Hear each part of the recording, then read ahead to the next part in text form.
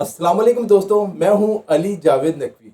امریکہ نے ایک طرف ایران کے خلاف اقتصادی ڈی ڈے شروع کرنے کی دھمکی دی ہے، تو دوسری طرف ڈونلڈ ٹرمپ شمالی کوریا کے جوہری ہتھیار رکھنے والے کم جونگ ان سے دوبارہ ملاقات کی تیاری کر رہے ہیں۔ لیکن اصل کہانی یہاں سے شروع ہوتی ہے۔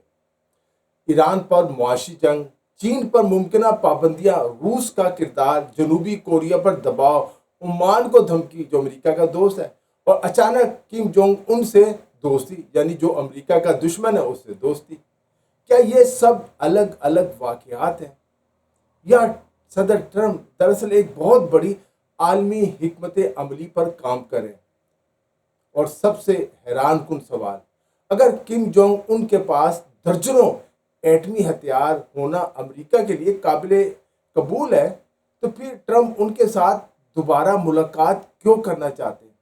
کیا وہ ایٹمی ہتھیار قبول کر رہے ہیں شمالی کوریا کے، تسلیم کر رہے ہیں اسے ایٹمی ریاست؟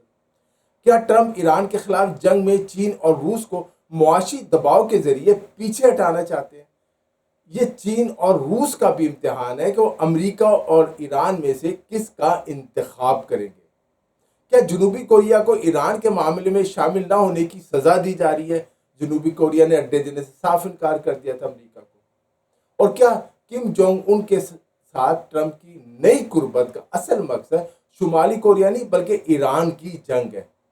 اس اہم سوال کا جواب بھی کہ دنیا بھر کے ممالک پر پابندیاں لگانے والا امریکہ خود اس کی اپنی معاشی حالت کیا ہے۔ آج کی ویڈیو کے آخر میں ہم ان تمام سوالات کے جواب تلاش کریں گے، اور یہ بھی دیکھیں گے کہ ٹرمپ کی اس پوری حکمت عملی میں چین کا کردار سب سے اہم کیوں ہو سکتا ہے۔ امریکی صدر ڈونلڈ ٹرمپ ایک بار پھر عالمی سیاست کے دو انتہائی حساس محاذوں کو بیک وقت چھیڑتے دکھائی دے رہے ہیں۔ ایک طرف وہ ایران کے خلاف معاشی دباؤ کو نئی سطح پر لے جانے کی دھمکیاں دے رہے ہیں، تو دوسری جانب شمالی کوریا کے رہنما کم جونگ ان کے ساتھ اپنے تعلقات کو غیر معمولی اہمیت دیتے ہوئے انہوں نے اعلان کیا ہے کہ وہ اس سال ایک بار پھر ان سے ملاقات کریں گے۔ حالانکہ شمالی کوریا اور امریکہ کو ایک دوسرے کا بہت بڑا دشمن سمجھا جاتا ہے، یہ صورتحال ایک اہم سوال کو جنم دیتی ہے۔ جب انہوں نے کہا کہ شمالی کوریا کے پاس 57 ایٹمی ہتھیار ہیں، یعنی ایٹم بم ہے، تو جنوبی کوریا نے فوراً ٹرمپ کو ٹوکتے ہوئے بیان دیا کہ شمالی کوریا کے پاس 120 ایٹم بم اور درجنوں سینکڑوں بڑے میزائل موجود ہیں جو امریکہ کو بھی نشانہ بنا سکتے ہیں۔ کیا ٹرمپ ایران کے خلاف جنگ کا دائرہ بڑھانے کے لیے نئے اتحادی تلاش کر رہے ہیں؟ اور کیا شمالی کوریا کے ساتھ ان کی قربت اسی بڑی حکمت عملی کا حصہ ہے؟ ٹرمپ نے چند دن پہلے صحافیوں سے گفتگو کرتے کم جونگ ان کے بارے میں انتہائی مثبت انداز اختیار کیا، اور جیسے ان کی بڑی فرینڈ شپ ہے، انہوں نے شمالی کوریا کے جوہری ہتھیاروں کا حوالہ دیتے ہوئے کہا کہ اگر وہ ماضی میں صدر ہوتے تو شمالی کوریا کو اتنے طاقتور جوہری ہتھیار بنانے کی اجازت نہ دیتے۔ لیکن اب حقیقت یہ ہے کہ کم جونگ ان کے پاس یہ ہتھیار موجود ہیں۔ اب ہم کیا کر سکتے ہیں؟ ٹرمپ کا کہنا تھا کہ وہ شمالی کوریا کے رہنما کے ساتھ بہت اچھے تعلقات رکھتے ہیں، اور اگر امریکہ کے پاس ایک سمارٹ صدر ہو تو کم جونگ ان کے ساتھ معاملات ٹھیک رہیں گے۔ لیکن اگر صدر سمجھدار نہ ہو تو صورتحال خراب بھی ہو سکتی ہے، ایٹمی جنگ بھی ہو سکتی ہے۔ اس کے ساتھ ہی ٹرمپ نے واضح کیا کہ وہ اس سال کم جونگ ان سے ملاقات کرنے کا ارادہ رکھتے ہیں۔ یہ اعلان اپنی جگہ ظاہر بہت اہم ہے، اور جنوبی کوریا اور جاپان صدر ٹرمپ کے اس اعلان پہ پریشان بھی ہے کہ صدر ٹرمپ کون سی گیم کھیل رہے ہیں۔ لیکن اس کے پیچھے چھپی حقیقت شاید اس سے بھی زیادہ اہم ہے۔ ٹرمپ اپنے پہلے دور صدارت میں کم جونگ ان سے 3 مرتبہ ملاقات کر چکے ہیں، اگر آپ کو یاد ہو، مگر ان ملاقاتوں کے باوجود شمالی کوریا کے جوہری پروگرام کو محدود کرنے کے حوالے سے کوئی ٹھوس معاہدہ سامنے نہیں آ سکا۔ دونوں رہنماؤں کے درمیان خطوط کا تبادلہ بھی ہوتا رہا، جس نے اس غیر معمولی تعلق کو مزید نمایاں کیا۔ اب سوال یہ کہ اگر ماضی کی ملاقاتیں شمالی کوریا کے جوہری پروگرام کو روکنے میں کامیاب نہیں ہو سکی، تو اس بار کیا بدلا ہے؟ شمالی کوریا کا چین اور ایران کے ساتھ بہت زبردست تعلقات ہیں۔ شمالی کوریا ایران کی مدد بھی کر رہا ہے میزائل ٹیکنالوجی میں۔ یہ سوال اس لیے بھی اہم ہے کہ ٹرمپ کا یہ بیان ایسے وقت میں سامنے آیا کہ جب انہوں نے پینٹاگون کو جنوبی کوریا کے ساتھ فوجی مشقوں میں کمی کرنے کی ہدایت دی ہے تاکہ شمالی کوریا ناراض نہ ہو۔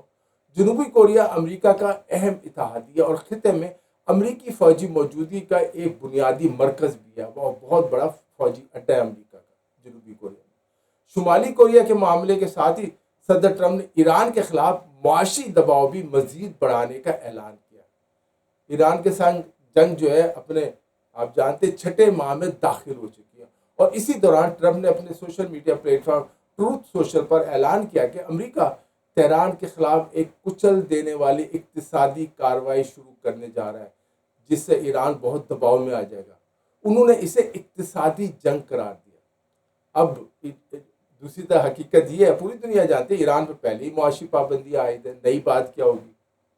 صدر ٹرمپ کا کہہ لیں کہ انہوں نے خبردار کیا جو بھی ملک ایران کو کسی قسم کی معاشی یا تجارتی زندگی کی لکیر فراہم کرے گا اسے بہت برے یا بڑے اقتصادی نتائج کا سامنا کرنا پڑے گا۔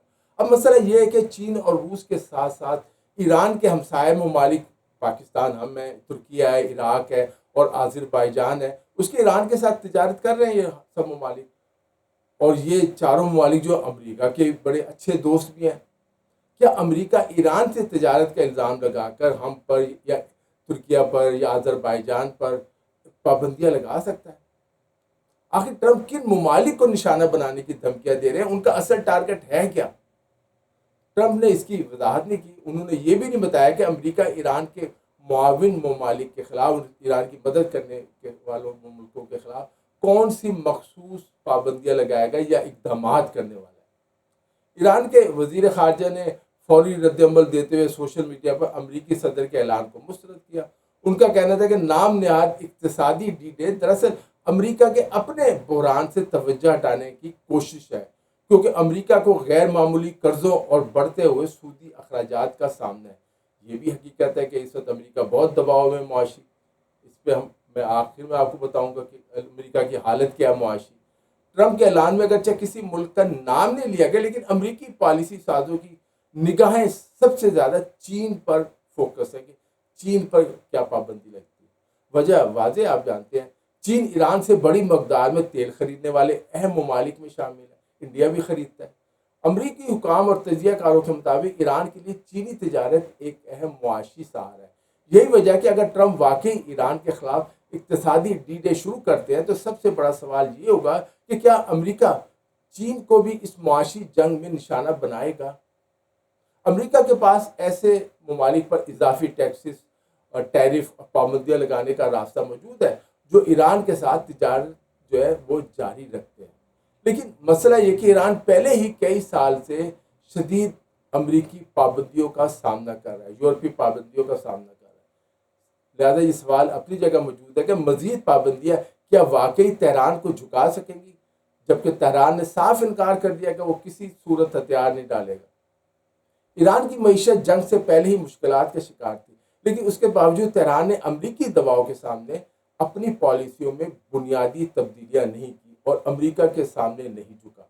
ٹرمپ چاہتے ہیں کہ دوسرے ممالک بھی ایران کے خلاف جنگ میں ان کی مدد کریں اور زیادہ فعال کردار ادا کریں، اور وہ پیسے بھی مانگنا شروع ہو گئے جنگ کے اخراجات کے۔ لیکن سوال یہ ہے کہ وہ ممالک جو پہلے ہی جنگ کا حصہ نہیں ہے آخر ایران کے خلاف جنگ میں کیوں شامل ہوں گے؟ کیونکہ ایران کے ساتھ براہ راست تنازع میں داخل ہونے کا مطلب ہے ان ممالک کے لیے ایرانی جوابی حملوں کا خطرہ مول لینا بھی ہے۔ ایران نے بھی یورپ کو دھمکی دے دی کہ اگر یورپی ممالک نے امریکہ کی مدد کی تو ایران وہاں امریکی فوجی اڈوں کو نشانہ بنائے گا، وہ لحاظ نہیں کرے گا کہ برطانیہ یا کوئی بھی ملک ہے، فرانس ہے۔